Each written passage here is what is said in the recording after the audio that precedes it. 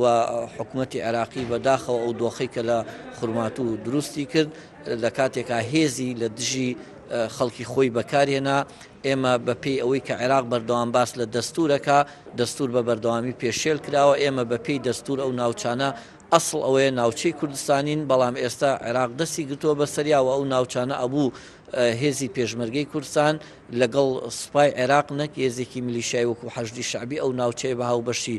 بپارێزای. ئێمە ئەرکی لە پێشینەمان ئەمڕۆکە لە پەرلەمان قسەمان لەسەر کرد وەکو حاڵەتێکی دەست بەجێ حکوومەتمان ئیلزام کرد و بڕیارماندا بەوەی کە حکوومەت پابند بکرێ بەوەی کە هەموو ئەو خزمەتگوزاریە سەرەتاییانیان بۆ دابین کات لە ئەوانەی کە لە کەمپەکانن وەچی ئەوانەی ئاوارەی شار و شارۆچکەکانی تری کوردستان بوونە بەپەلە لە ژیان و لە گوزەرانیان بکۆڵێتەوە و هاوکاریان بکا بۆی لەو دۆخەی کە تێکەوتونە کە ئێستا بەداخەوە لەم سەرما لە ناو خێما و بەشێکیان لە ناو کەلاوەوە لە شوێنەکانی ترا کە شیاوی نیشتەجێبوونی ئەو خەڵکە قارەمانن نینتیایە نیشتەجێبوونە و بەشی هەرە زۆری خەڵکی هەژار و کەم دەرامەتە و هەموو سەرۆت و سامان و ماڵی خۆیان لە خورماتوو بەجێ هێشتووە و ئاواریان کردوونە بۆیە دەست بەجێ حکوومەتمان ئیلزام کرد بۆی ئیلزامان کرد بۆی لە گوزەران و ژیانیان بکۆڵێتەوە زۆر بە پەلای هەموو هەوکارە سەرەتاییەکانیان بۆ دابین کرێ و داوامان لە ڕێکخراوەکانی نێودەوڵەتیەکانی جیهان کرد و بتوانین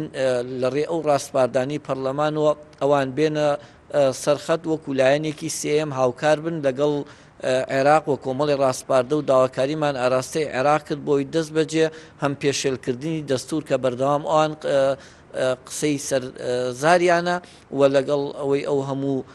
وێرانکاریانی کە لەو ناوچە کوردستانیانە کردویانە دەست بەجێ ڕای بگرن.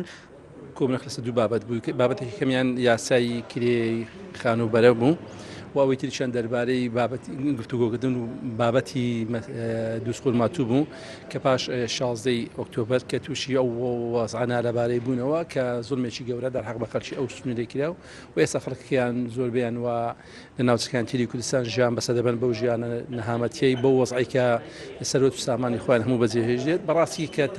تاوانیان دەرحەق ئەنجامدرا. بۆیە ئەوڕۆ پەرلەمانی کوردستان کە لەسەر داوای ئەندامانی یاسایی لە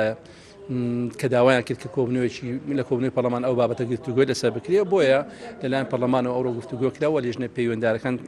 تەرخان کرابوون بۆ ئەوەی کە راپۆرت ئامادە بکەن و لە نتیجەی ئەو کۆبنەوەشدا کە 8 بڕیار ڕاستپاردەی کە تیادا دەرچوونە کە لەلایەن حکوومەتی هەرێمی کە پەرلەمانی کوردستان کە لەلایەن پەیوەنددارەکان حکوومەتی هەرێمی کوردستان